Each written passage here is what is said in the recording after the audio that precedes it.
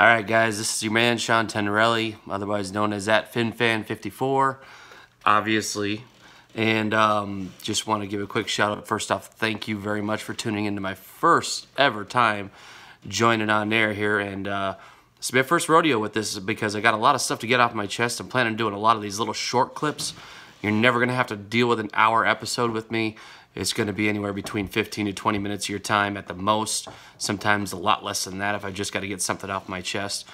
But the basis of the podcast and what I'm planning on doing here is pretty straightforward.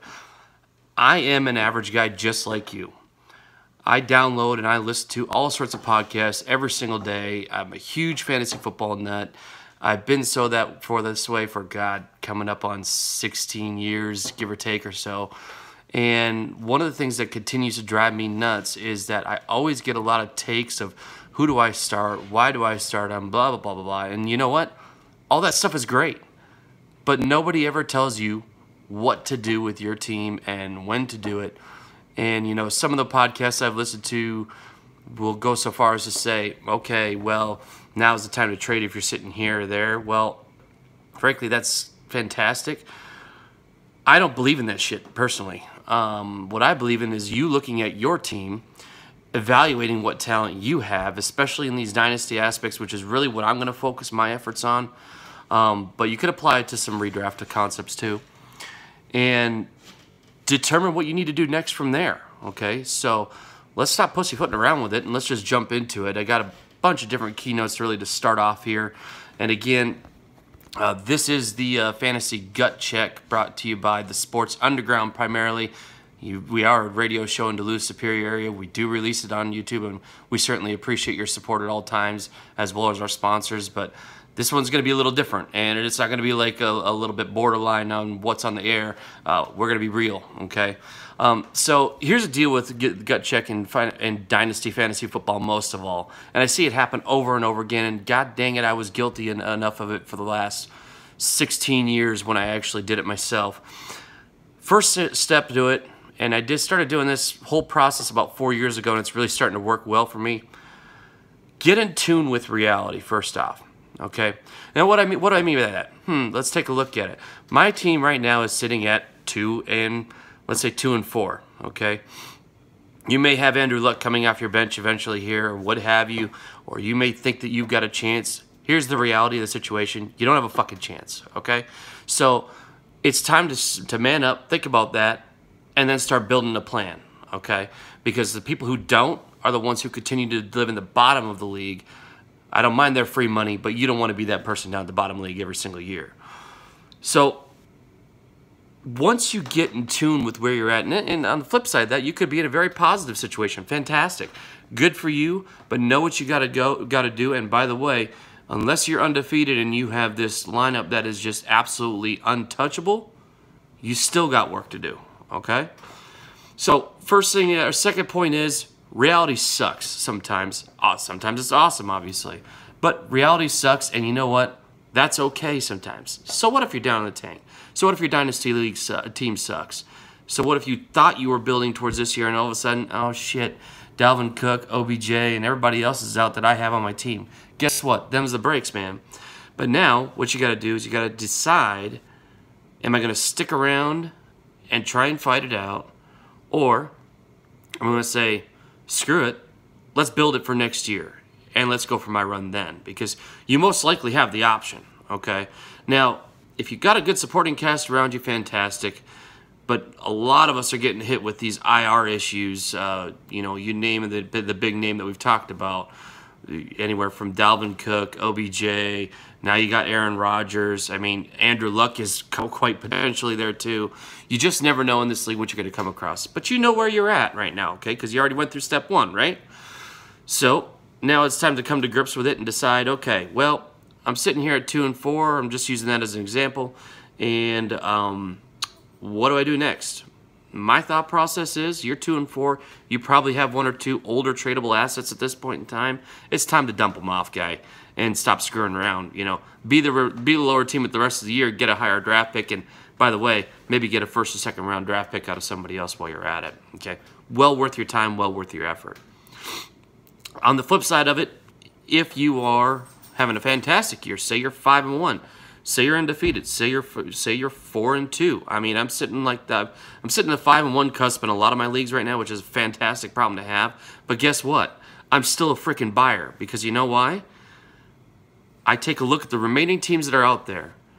I take a look at the top 4 to 5, okay? And then I place my team against them and determine whether or not that team can actually beat the other one. 9 times out of 10, I can tell you, if I'm being honest with myself, I'm not there yet, okay? So then I'm the guy that's going to look for that 2-4 team that's out there, or 1-6, or 1-5, excuse me, whatever aspect of that is, and I'm going after their talent, okay? That's the way I play things. Now, once you get past the fact that A, you've gotten in touch with reality now, B, you realize that reality sometimes sucks or sometimes it's awesome, but you still have work to do. The third part is make a change and be proactive about it. You know, I am just wired a lot like the rest of you guys out there. I'm a father of 3, got a full-time job. I bust my ass every single day, come home, have a couple beers, and like to relax. Well, let me tell you, in Dynasty, it really doesn't work like that. It literally is an all-year-round deal for me, because I don't put a lot of money in it. None of my leagues are above $65 for a buy-in. But that's a lot of money to me, and I'd like to make it back, okay? So once you come to grips with the reality, it's time to make a change, because I don't want to be being that guy who's just giving free money away every year. So once you decide what that next step is, it's time to make a move, and it's not time to sit on your ass. And guess what? It's week 6 going into week 7, and all of a sudden the guys around you are starting to make a change, and you still haven't, okay? So now's the time, and now's the time to use, I'll give you my first strongest bit of advice that I've done over and over again, and I started using it even more. Screw emails, screw phones, screw any of these other apps, and or even just offering blind trades, which, by the way, if you're offering blind trades, I will never do business with somebody who is offering me just a blind trade, because frankly, I got better things to do, and you're just throwing shit at the board at that point in time. But what I really like to do is I like to go on Twitter, make sure I have everybody in the league's Twitter handle or Voxer or what have you, some one-on-one communication app, and take 30 seconds out of your day.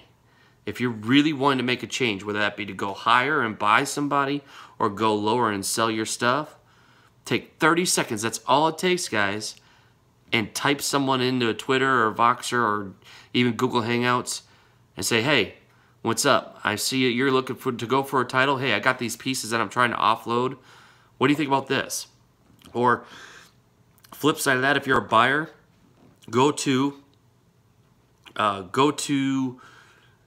the guys who are on lower the rung and say, hey, I'm looking to buy your stuff, you know, and don't be afraid to give up a 1st and 2nd round pick, because if you're running a championship, it's not going to matter next year anyways, okay?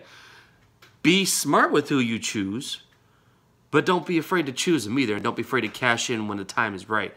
I'm in one league right now, and the guys who may be watching this will know exactly what I'm talking about when I say this, but I'm cashing in my chips, and I'm ready to make deals, because now's the time in the size of league that we have to make a play and make a serious run. So it's not normally that clear. Sometimes you guys are sitting at 3-3, but guess what? Reality sets in. You've still got a fucking decision to make, okay?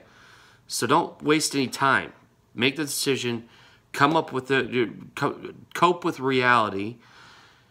Once it hits, decide to make that change, and then get freaking proactive on it, and don't sit on your ass and wait for somebody else to make the moves that you should have made in the first place, okay? Now, from there, okay, in order to make that appropriate change, you got to know where you're going. Now, back when I started fantasy writing, and this was a long time ago, probably 6-7 years ago, my whole theory was called the golden theory, okay? It's a pretty straightforward thought process. You build towards X year. Now, you all may have heard this before. Some guys like to say, I always try and build for 2 years out. Some people say I like to build for 3 years out. I'm here to tell you, you got to build with the way that you want to build it, and screw everybody else, because if I tell you or somebody else does, it's not going to matter unless you buy into the principle. So pick your year, first off, and know firsthand that you have the talent to hit that year, okay? The second step is, along those lines, To evaluate your talent appropriately, don't just buy into one source. I actually buy into about 15 different sources. Now, when I say buy in, I'd say 90% of those are free content that I use, okay? I'm not buying all the elite subscriptions. I'm not going in and I'm not spending hundreds of dollars a year just on fantasy advice because, frankly, it's all out there. I'm not going to charge you anything for what I'm going to tell you anyways. If you have any questions, you feel free to hit me up. But don't waste your time. Don't waste your good hard money unless you find one site that really hits you well, okay? But build towards that specific year. So, for instance, if next year's your year, start targeting the guys that are like Allen Robinson, OBJ, who may have been trying to make a run for this year, but simply haven't at this point. So from that point, okay, you make a change, you start knowing your direction, you get focused in on it, and then from there, you have to incite the change and, again, be proactive, as I had mentioned to you. But then lastly, pick your goals, stick to them, don't waste your time, because the minute that you start trading away assets that go against what you're trying to accomplish, then you're going to lose anyways. And again, you're going to be one of those free money guys. I can't stand being a free money guy. So, in genuine interest here, here's kind of the 5 key steps to what I'm talking about. In any Dynasty League, it doesn't matter if you're playing big money, it doesn't matter if you're playing small money, doesn't matter if you're playing free leagues, because I'm in 2 of those too, and they're a lot of fun if you're with a bunch of group of friends. But here's the reality of it. First step, get in tune with reality, okay? You got to gut check yourself on it to figure out whether or not it's worth your time to invest in the team that you have, or whether you need to start selling assets to start building for 2-3 years down the line. Second point is, again, reality does suck sometimes. Sometimes it's awesome, but reality is, if you're listening to a podcast or trying to figure out what the hell to do, reality's probably got to suck for you right now. The third point, once you realize that it's okay that reality sucks, make a change, okay? Decide what that change is going to be. Sell off the assets that you think are not going to be valid for you this year or the 2 years from now when you're going to be making your run for the championship. Perfect example of somebody like that, Adrian Peterson, Larry Fitzgerald, these older guys, Marshawn Lynch. Any of these players that are older assets that still are producing somewhat, that's a very good example of guys that if I have them, I'm trying to sell them to a contender right now, like this week, okay? From that point, know your direction, okay? So in order to make a change, you got to know your direction. So if you're going for the title, you know you're cashing your chips in, you're going for it this year. If not, decide based upon the assets that you have, the young assets you have, if you're rebuilding, what year you're going to target, okay? So you're probably going to be, you know, guys like Cooper Kupp, for instance, is a good example of that. You're probably 2 years out, but that window's going to look pretty good if you start building towards that. Deshaun Watson, if you're fortunate to have him on your taxi. I mean, these are the guys that are going to produce 2 years down for life from you. Obviously, Deshaun's a unique example. He's producing now, too. But you likely bought him in last year's rookie draft, and you were planning on holding him. You weren't exactly planning on starting him right away. So once you know your direction, once you decided that you're going to make a change, the next step, of course, is to incite that change. And the way to do that, again, is to talk directly. Don't screw around with emails. Don't screw around with blind trades. Screw all that stuff. Get to know the guy you're talking about, because, frankly, if you give a rat's ass to talk to him for 5 minutes, he's probably going to talk to you back. And not only that, he's probably going to value you a little bit more that you took the time to figure out what his real needs were rather than throw him some blind garbage trade, which we all know we have those guys in those leagues. Don't be that freaking guy, okay? Last step, again, once you start inciting a conversation, start talking about it, build towards your goals, and don't be afraid to pull the trigger. Second guessing is the worst thing in the world when it comes down to fantasy football. Don't second guess yourself. Build towards it. Make your decision and move on, okay? And once you do it, buy into it. And you know what? You're not going to win all the time, but you may win about 50 to 75% of the time if you think about what moves you're trying to make, build towards your goals, and in the end, trying to figure out. So this is Sean Tenerelli. Again, you can find me on @FinFan54 on Twitter. This is going to be on YouTube here shortly. I appreciate you guys taking a look at me. Again, the first time doing this. This is the Sports Underground. We're rocking it, trying to take it a bigger time here, and look forward to seeing you guys in the future. Take it easy.